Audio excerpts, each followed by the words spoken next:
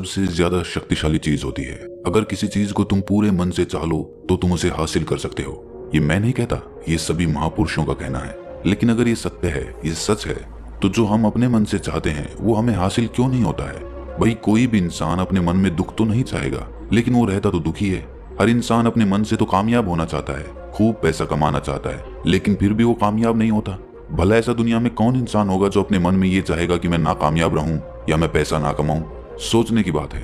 तो इसमें दो चीजें निकल के सामने आती हैं, या तो वो महापुरुष गलत थे जिन्होंने ये बात बोली कि मन से चाही हुई चीज हासिल हो जाती है, या फिर हम गलत हैं। आज की कहानी जो मैं आपको सुनाने वाला हूँ उसमें आपको एक ऐसा मंत्र मिलेगा। उसे समझने के बाद आपको एक ऐसा मंत्र पता चलेगा जिससे आप ये समझ पाएंगे कि अपने मन से कोई भी चीज कैसे करवाई जाती है, मन में किसी भी बात का बीज कैसे बोया जाता है। ये इस कहानी से आपको अच्छी तरह से समझ में आ जाएगा, और इससे आप ये भी समझ पाएंगे कि आकर्षण का नियम, लॉ ऑफ अट्रैक्शन कैसे काम करता है। कहानी छोटी सी है लेकिन बहुत ही गहरी है। इससे पहले कि आप इस कहानी में खो जाएं, इस चैनल को सब्सक्राइब जरूर कर लें। तो चलिए ये कहानी शुरू करते हैं। एक बार की बात है, एक आदमी के जीवन में सिर्फ दुख ही दुख थे। वो जो भी काम करता उस बेचारे का वो काम पूरा ही नहीं होता। घर में आता तो घर में कलेश बना रहता, किसी से कोई मदद मांगता तो कोई उसकी मदद नहीं करता। ऐसा लगता था कि चारों ओर से दुखों का पहाड़ उसी पर टूट पड़ा है। उसे समझ नहीं आ रहा था कि मैं इन दुखों से पार कैसे पाऊं। वो दिन रात यही सोचता रहता कि अपने दुखों से छुटकारा कैसे पाना है। इसी कारण से वो रात में सो भी नहीं पाता था। उसकी आंखों के नीचे बड़े बड़े काले घेरे बन गए थे, जो इस बात का प्रतीक थे कि वो आदमी कितना दुखी है और कितना चिंतित है। कभी कभी तो उसके मन में आत्महत्या करने के भी ख्याल आते थे, लेकिन अपने परिवार की चिंता करके वो ये कदम नहीं उठा पाता था। वो इतना दुखी हो गया कि उसने निर्णय किया कि वो इन दुखों से छुटकारा पाके रहेगा। इसके लिए चाहे उसे कितनी भी मेहनत करनी पड़े, कुछ भी करना पड़े, चाहे अंगारों पे चलना पड़े, लेकिन इन दुखों से छुटकारा हासिल करके रहेगा। ऐसे ही एक दिन उसने अपने मित्र से पूछा कि मैं अपने जीवन को कैसे सुधारूं। उसके मित्र ने उसे बताया कि तुम किसी बाबा के पास जाओ।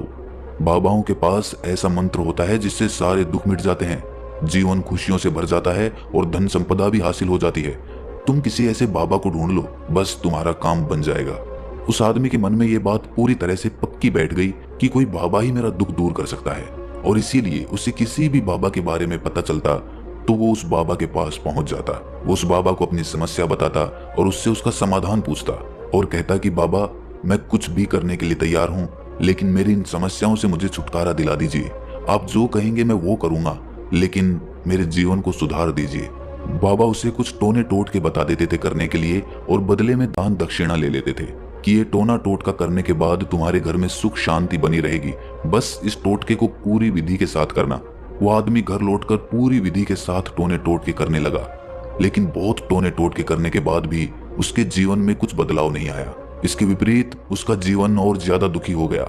जो भी बाबा उसे टोना टोटका देता था वो बदले में उससे दान दक्षिणा लेता था, जिससे उसका धन भी धीरे धीरे खत्म हो रहा था।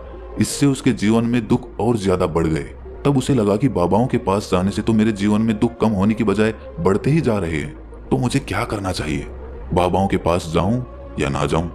फिर एक दिन एक आदमी ने उसे बताया कि तुम अपने घर में किसी पंडित को बुलाकर हवन करवा लो। हवन होगा, घर शुद्ध हो जाएगा। कोई भी बुरी ऊर्जा होगी घर में तो वो घर से बाहर चली जाएगी। किसी पंडित को बुलाकर पूरे विधि विधानों से मंत्रोच्चारण कराओ और हवन कराओ, जिससे घर में सुख शांति आए। उस आदमी के मन में ये बात बैठ गई और उसने एक पंडित को अपने घर पर बुलाकर हवन करवा दिया। हवन अच्छी तरह से संपन्न हुआ। बदले में पंडित ने भी अच्छी दान दक्षिणा ली और उसके बाद वो वहां से विदा हो गया। लेकिन कुछ दिनों के बाद उस आदमी को महसूस हुआ कि उसके जीवन में अब भी कोई बदलाव नहीं आया है।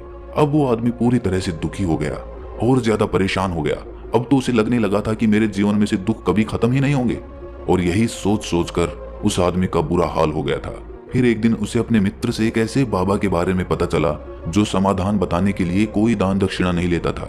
उस आदमी को लगा कि ये बाबा दूसरे बाबाओं की तरह नहीं हो सकता, क्योंकि ये दान दक्षिणा तो लेता ही नहीं, और अगर दान दक्षिणा नहीं लेता तो ये सच में कोई सिद्ध बाबा होगा। और यही सोचकर वो उस बाबा के पास पहुंच जाता है। जब वो आदमी वहां पर पहुंचता है तो वो बाबा ध्यान में बैठे हुए थे। ये देखकर वो आदमी वहीं पर चुपचाप बैठकर ध्यान से बाहर आने का उनका इंतजार करने लगा। थोड़ी देर बाद बाबा ने आंखें खोली तो सामने एक दुखी और परेशान युवक को बैठे देखा।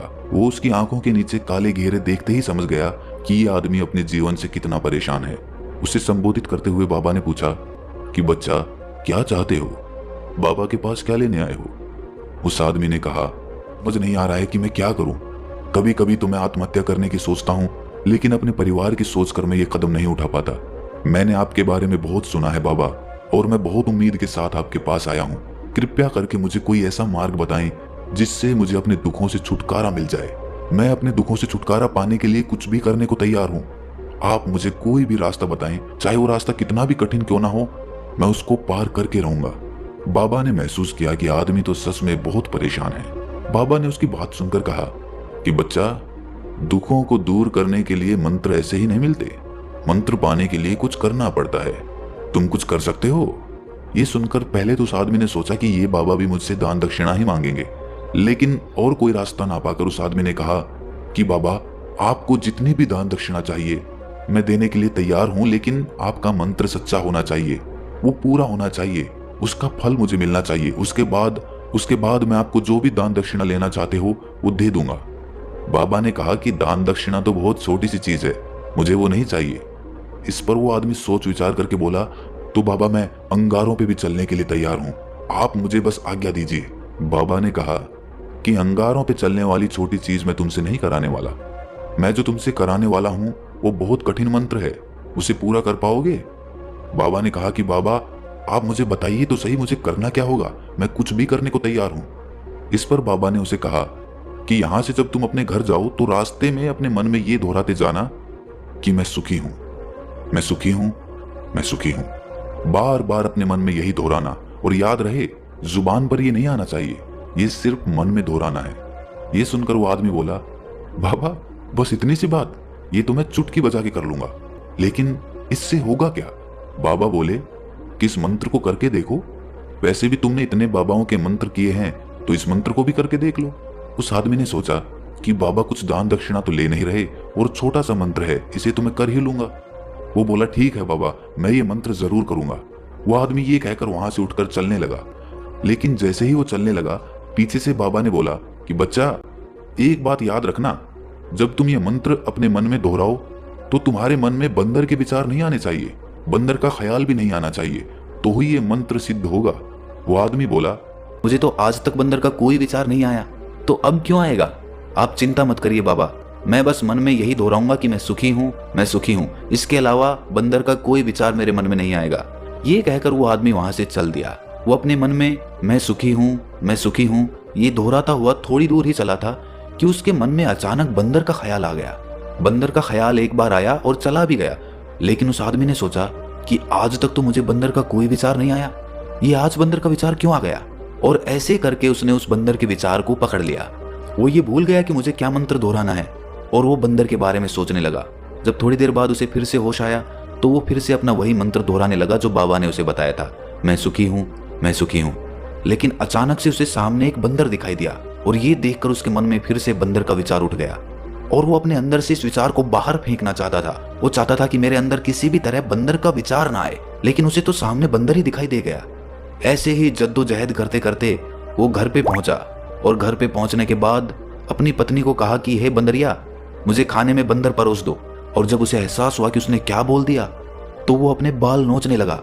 वो दीवारों में सर मारने लगा कि आज तक मुझे बंदर का कोई विचार नहीं आया, और आज मुझे ये क्या हो गया है कि मुझे हर जगह बंदर ही बंदर नजर आ रहे हैं, ये कैसी माया है? यही सोच सोच कर वो आदमी रात भर सो नहीं पाया। रात भर करवटें बदलता रहा, और सुबह उठकर सीधे उसी बाबा के पास पहुंच गया और उसके चरणों में गिरकर कहा कि बाबा, पता नहीं क्या चमत्कार हो रहा है, आज तक मुझे बंदर का कोई विचार नहीं आया, लेकिन कल से जब से आपने मुझसे कहा कि बंदर का विचार नहीं आना चाहिए, तब से मुझे हर जगह बंदर ही बंदर नजर आ रहे हैं। उस आदमी ने कहा कि बाबा, मुझे तो आपके पीछे पेड़ पर बैठा हुआ बंदर भी केले खाता हुआ दिखाई दे रहा है, ये हो क्या रहा है बाबा? ये सुनकर बाबा हंसने लगे। बच्चा, मन का जाल एक ऐसा जाल है जिसे समझ पाना इतना आसान नहीं है। बंदर तो तुम्हारे रास्ते में पहले भी आते थे।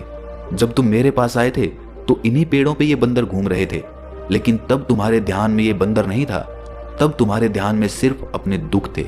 इसके बाद बाबा ने उसे बताया कि बच्चा, हम जिस चीज से भी दूर भागना चाहते हैं वही चीज हमारे मन में बहुत गहरे में प्रविष्ट हो जाती है, वो हमारे अंतर मन में समा जाती है।